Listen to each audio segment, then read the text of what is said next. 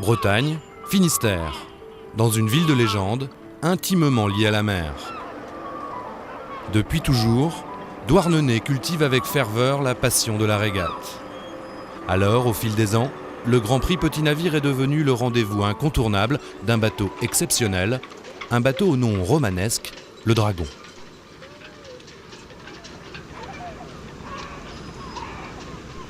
Ancienne série olympique, ce quillard créé en 1929 est à lui seul une œuvre d'art.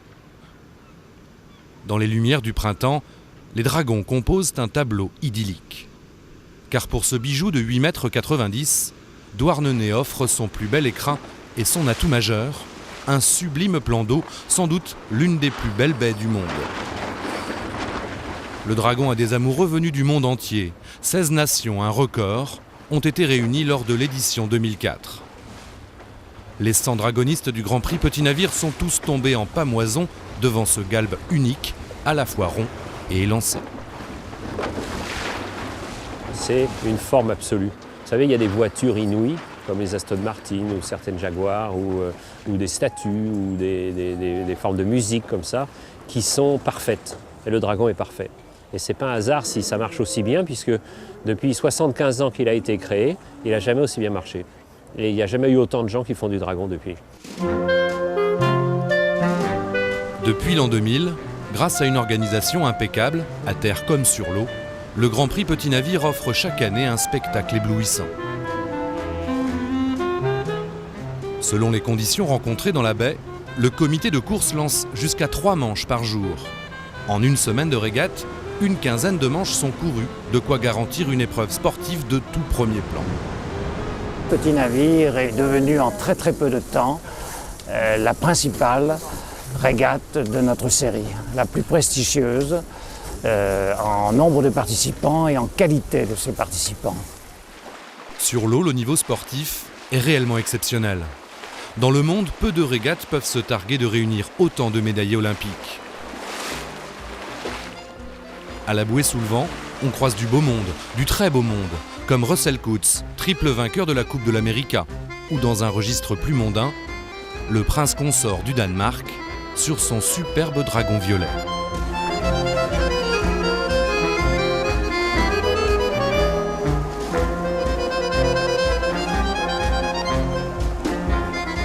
Le Grand Prix Petit Navire attire bien sûr les plus fines lames de la course au large, comme un certain Michel Desjoyaux, vainqueur entre autres du Vendée Globe et de la Transat anglaise.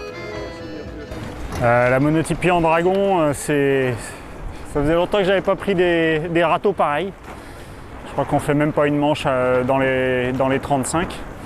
Quand il y a 30, 40, 50, 60 bateaux qui passent avant vous, vous savez que c'était pas comme ça qu'il fallait faire.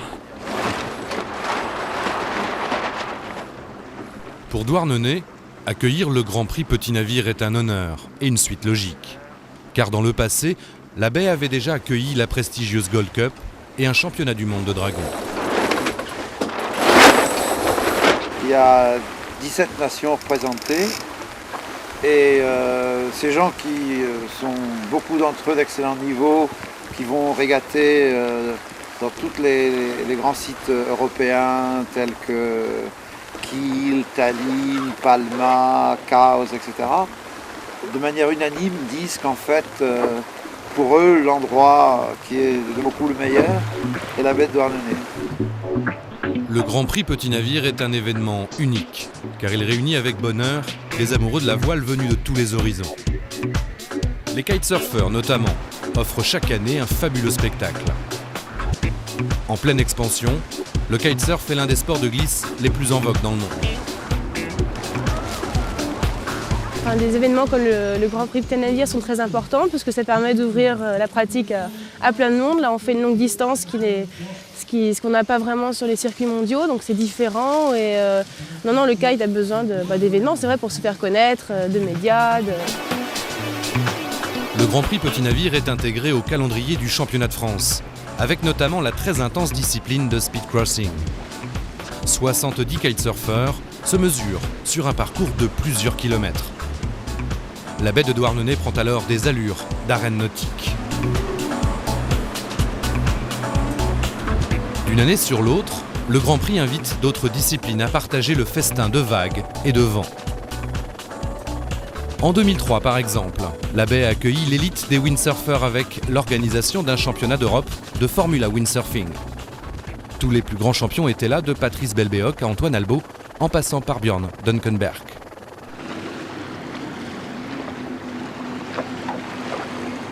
En 2004, le Grand Prix a invité une série monotype en plein essor, les fameux Open 750. Très larges, très toilés, les 750 sont la quintessence des voiliers modernes, directement issus des carènes du Vendée Globe. Pour le Grand Prix, c'est encore une belle occasion de s'ouvrir à d'autres cultures maritimes. Je crois que c'est bien d'avoir mélangé les deux justement, parce que le Dragon c'est un bateau traditionnel de régate depuis toujours. Les bateaux se font au contact, il n'y a pas de survitesse comme en 750, donc les bateaux restent très très proches l'un de l'autre, alors que 750 c'est le sommet de la technique actuelle avec carbone, Kevlar, voile en carbone et bateau large, plat, comme un plat à barbe. Et de voir justement ces deux familles de bateaux sur le même plan d'eau, je trouve que c'est une très très bonne idée. Some of the fastest sailing craft on the water were at Douarnenez in France for the third annual speedrun series, the Défi Petit Navire. Windsurfers and kitesurfers. En 3 éditions, le défi Petit Navire a redonné ses lettres de noblesse aux épreuves de vitesse. Le règlement tient en quelques lignes. Comme un écho au Grand Prix, Douarnenez accueille au mois d'août une fabuleuse épreuve, le défi Petit Navire. Que les conditions sont bonnes. Ici, plus question de régate, il ne s'agit que de vitesse pure. Les règles du défi tiennent en quelques lignes. Les concurrents se mesurent sur un parcours de 9000, soit 17 km, entre des bouées mouillées à Douarnenez et Morgat, à l'autre bout de la baie. Le défi Petit Navire est une épreuve unique en son genre, car pendant 3 jours, c'est toute la planète voile qui a rendez-vous dans la baie. Le défi est ouvert à 4 supports différents, les multicoques de 60 pieds, ceux que l'on retrouve par exemple dans la route du Rhum, les planches à voile, les kitesurf et les engins dits de vitesse pure. Dans chacune de ces catégories, des champions de tout premier plan sont venus tenter leur chance à Douarnenez, comme Jean Le Cam en trimaran, Manu Bertin en kitesurf ou encore Francis Joyon sur IDEC, le bateau avec lequel il a bouclé un fabuleux tour du monde en 72 jours.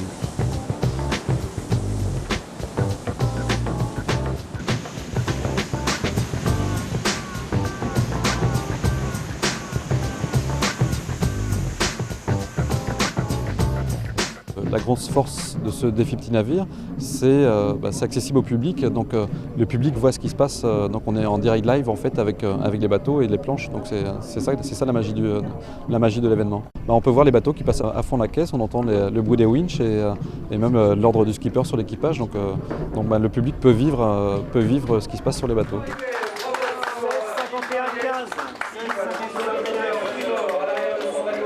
Après, ça change un peu de ce qu'on fait habituellement, c'est-à-dire des grands prix où on fait du près, du vent arrière. Là, c'est vraiment des courses de vitesse. Moi, c'est la troisième fois que j'y viens. Donc, cette fois-ci avec un bateau un peu différent, mais c'est vraiment avec beaucoup de plaisir qu'on vient ici. Il suffit juste de regarder les atouts de Douarnenez, c'est un plan d'eau exceptionnel. C'est un des rares plans d'eau où il y a 5 mètres de fond partout. Vraiment, je ne suis pas douarneniste, mais je pense profondément que c'est un des plus beaux plans d'eau de France. Depuis 3 ans, les skippers des trimarans tiennent la corde, mais ils doivent se méfier des funbirders. Car c'est une planche à voile qui détient depuis novembre 2004 le record de vitesse absolue à la voile, avec plus de 46 nœuds de moyenne sur 500 mètres. Ce qui m'a séduit, c'est déjà de se confronter avec les multicoques et puis les kites sur une certaine distance. Puis en plus, c'est assez sécurisant parce que c'est dans la baie de Douarnenez, donc c'est quand même un endroit assez fermé. Et puis c'est histoire de voir qui est le plus rapide, quoi.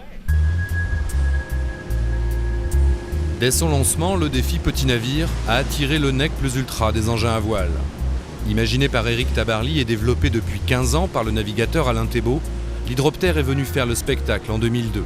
À plusieurs mètres au-dessus de l'eau, l'hydroptère vole plus qu'il ne navigue.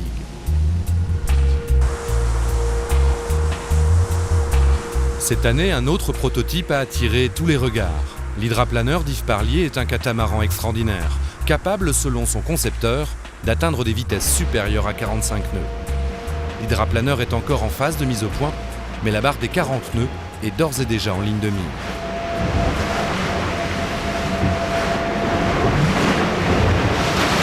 J'adore le trophée Petit Navire parce qu'il y a une symbiose de gens qui ne se connaissent pas en temps normal et qui finalement sont très proches parce qu'ils ont cette approche de la pureté du vent qu'on essaye de capter cette énergie pour la transmettre. Alors les voix sont très différentes, mais c'est cette richesse, cette polyvalence de concepts qui est très intéressant et je crois qu'on a tous la même passion.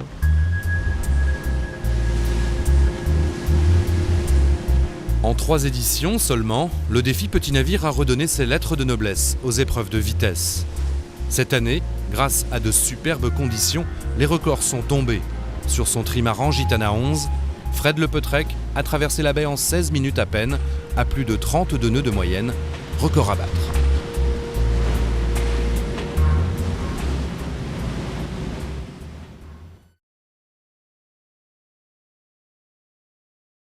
Top arrivé, vous pouvez l'applaudir. Merci pour ce passage. Merci, salut là-bas. Bravo, bravo, bravo. C'est l'un des rendez-vous les plus originaux du calendrier nautique. L'un des rares surtout à pouvoir se targuer d'avoir un vrai public. En 4 ans d'existence, le défi Petit Navire a peaufiné une formule qui tient en 3 mots, le mélange des genres.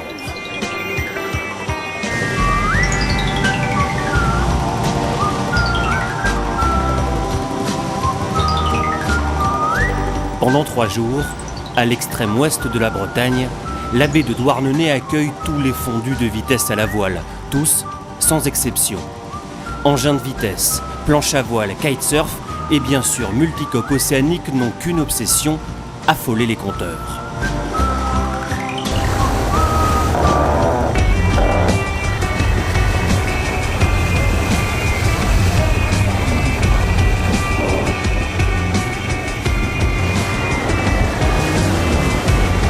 Ici, pas question ni de régate, ni de tactique.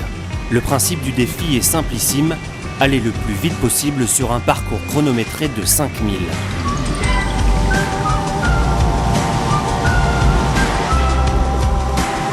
Pour pimenter la compétition et garantir aux concurrents l'angle au vent le plus favorable, les organisateurs ont innové en installant un parcours modulable selon la direction des vents.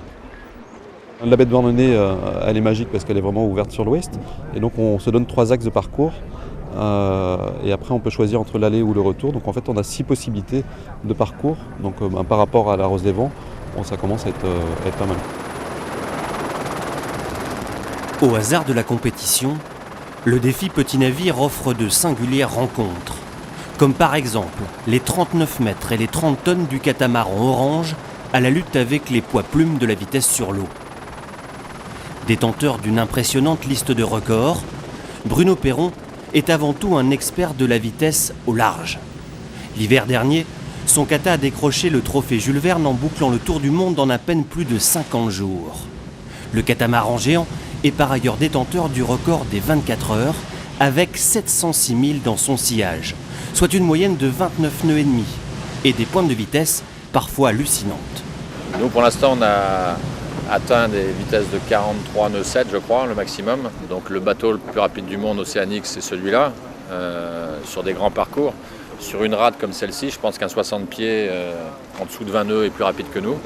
Et sur 500 mètres aujourd'hui c'est la planche. Le point commun entre toutes les disciplines, c'est déjà qu'on a le même amour de la mer et de la voile et de la performance. Avec un vent oscillant entre 15 et 20 nœuds, les conditions sont idéales pour les trimarans de 60 pieds. Cette année, 3 d'entre eux sont venus relever le défi de Douarnenez. Géant, Gitana 10 et Gitana 11, détenteurs du précédent record.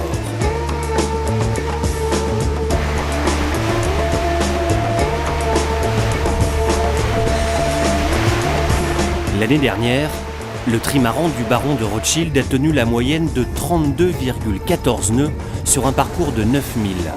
Au poste de pilotage, Fred Lepeutrec, skipper comblé et redoutable barreur. Pour aller vite, il faut aller droit, quoi. Donc moi j'essaie de barrer le plus rectiligne possible en absorbant l'énergie du vent pour faire accélérer le bateau. Et eux aux écoutes, là ça fait encore de la droite là. Ouais, ça rentre. Ouais. Et eux aux écoutes, en fait, ils régulent quoi. Donc il y a des hommes qui sont comme Alex, qui sont à la colonne de winch, qui servent à reborder les voiles, qu'on manque pas de choquer bordé. Et sur des runs de 5000, on le fait à un rythme très élevé quoi. Comme on peut le faire en petit catamaran de sport. Ancien champion de tornado, le Peutrec enchaîne les runs avec une implacable régularité.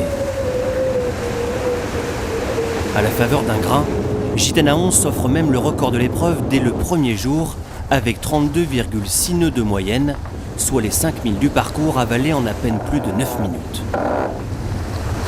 À fond, sur une trace directe, c'est de la balistique, quoi. C'est le plus droit possible sur 5000, avec à la barre donc une gestion simplifiée, je dirais, mais avec le bateau à la limite de son équilibre. Donc avec pas mal de régulation aux écoutes. Non, et c'est vrai que c'est complètement explosif, ouais. Donc c'est un petit moment sympathique, quoi. C'est de l'adrénaline pure. Ouais. Le défi attise les rivalités entre les disciplines, c'est un peu sa raison d'être. Tracté par son aile, Paolo Rista a beau signer le meilleur chrono de sa catégorie, en frôlant 23 nœuds de moyenne, les kitesurfs sont relégués loin derrière les trimarans et les planches à voile. De quoi frustrer le pionnier de la discipline, un certain Manu Bertin. Le record de vitesse en kite est à 41 et quelques, je crois, alors que le record toute catégorie est à 48, le record de planche à voile. Donc c'est quand même pas mal, hein.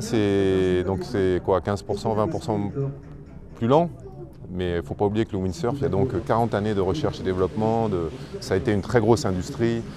La vitesse, moi j'ai été professionnel de vitesse pendant des années, j'ai été 3 fois vice-champion du monde, donc je sais que beaucoup d'énergie, beaucoup d'efforts sont faits pour aller vite en planche à voile. Le jour où la même chose se passera en kite, je pense que la marche se rétrécira. Invités pour la première fois sur le défi, les trimarans de 50 pieds sont venus eux aussi tenter crânement leur chance. Embarquement à bord de Crêpe Waou, un bateau flambant neuf, skippé par le malouin Francky Vescoffier. Je suis comme tant d'autres, on aime la vitesse parce qu'on aime partir mais on aime bien arriver. Et puis c'est tellement grisant, j'aime la vitesse, j'ai aimé la vitesse en moto, j'ai aimé la vitesse en voiture mais on ne peut plus le faire. Sur l'eau on a encore le droit de marcher à 25-30 nœuds, donc c'est quelque chose qui me passionne. Après c'est dans le sang, hein, c'est pas autrement.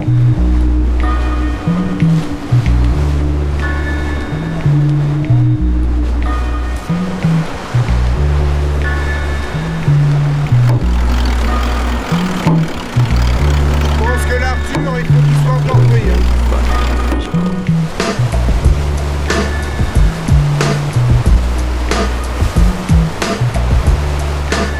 Petit, moins puissant et surtout moins sophistiqué que les 60 pieds, Crêpe Waou s'offre quand même un run à plus de 25 nœuds de moyenne, soit 11 minutes 45 seulement pour avaler les 5000 du parcours. Excusez du peu. Le 50 pieds avec lequel on est là, c'est un bateau qui a sensiblement les mêmes performances que les 60 pieds ancienne génération, que Laurent par exemple avait, Laurent Bourgnon, lorsqu'il a gagné ses 2 Roms.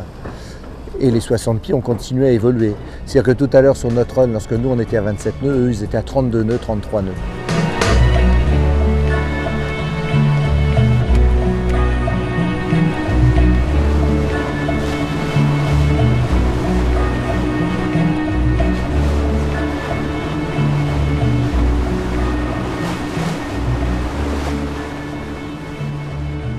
Allez, viens Eric. Tu vas battre de 25. C'est parti. Essayez de garder la coque dans l'eau. Embarquement à bord de Géant, le trimaran de Michel Desjoyaux. C'est pas assez blindé de vraiment peut-être. Allez, en pression max Manu. Empêché pour cause de solitaire du Figaro, Michel Desjoyaux a laissé les commandes à 2 de ses fidèles, Hugues Destremaux et Jean-Philippe Saliou. Il est où le bateau? Rebordez un peu plus, je pense. Appuie un peu derrière. Allez. Ok. Beaucoup plus sophistiqués que leurs petits frères de 50 pieds, les 60 pieds sont équipés d'un mât basculant et d'un appendice aujourd'hui indispensable pour espérer gagner, les foils.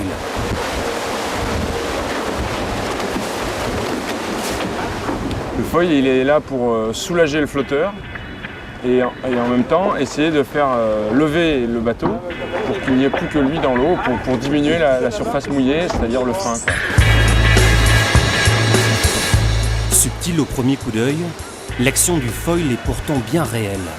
Ici, le flotteur se soulève jusqu'à sortir complètement de l'eau sur près de la moitié de sa surface.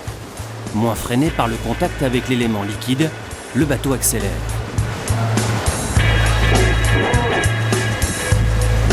Très puissant, les foils autorisent des figures spectaculaires. Mais en multicoque, spectaculaire ne rime pas forcément avec performant. Trop sur l'arrière, le bateau laboure la surface de l'eau, l'action du foil s'annule. C'est sûr que quand le bateau se cabre, il y a un moment où le foil, donc le plan porteur qu'on a sur le flotteur sous le vent, ce plan porteur va décrocher et le bateau va retomber. Donc ça va faire une espèce de mouvement de marsouin qui est absolument pas efficace. Ce qu'on recherche, c'est d'avoir une assiette stable, comme n'importe quel engin qui se déplace dans un fluide. Donc c'est avec les voiles et en fonction des mouvements de barre qu'on va essayer de trouver cet équilibre. On est trop creux devant! Trop creux devant! C'est-à-dire qu'on est peut-être trop dans l'eau du coup. On est peut-être trop dans l'eau. Le vent est plus à gauche.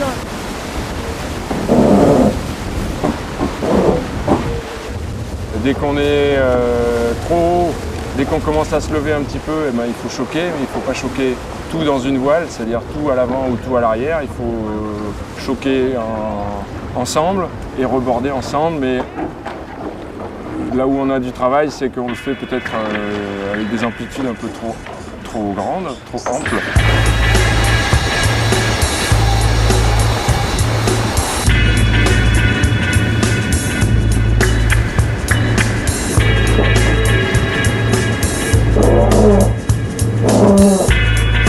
Handicapé par une petite avarie le premier jour de compétition, Géant n'aura pas réussi à inquiéter sérieusement les deux Gitanas.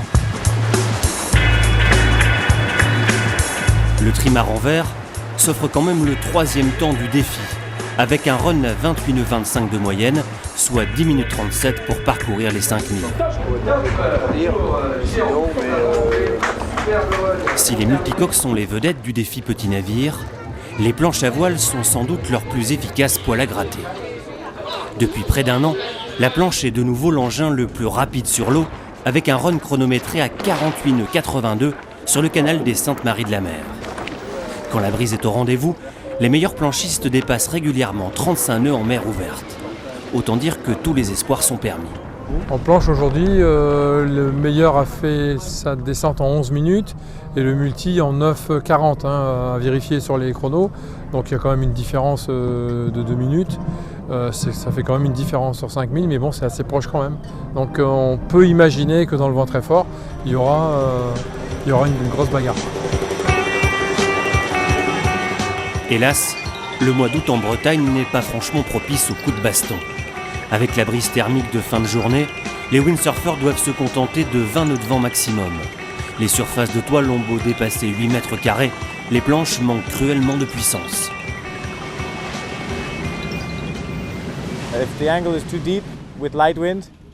Si l'angle au vent est trop ouvert, avec du vent faible, vous manquez vraiment de chevaux.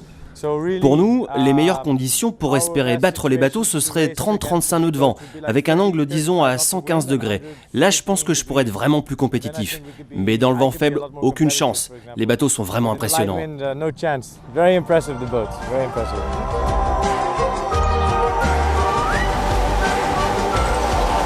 À l'image de ce duel improvisé entre Gitana 11 et Gérald de Pelot, les multicoques auront encore une fois dominé les débats. Ex-aequo avec Bruno André, Pelot s'offre le meilleur temps en planche à voile avec une moyenne de 26 nœuds 16. Mais Fred Lepeutrec aura lui avalé les 5000 en 2 minutes 16 secondes de moins, soit une moyenne de 32 nœuds 60. Nouveau titre pour Gitana 11 et nouveau record à battre.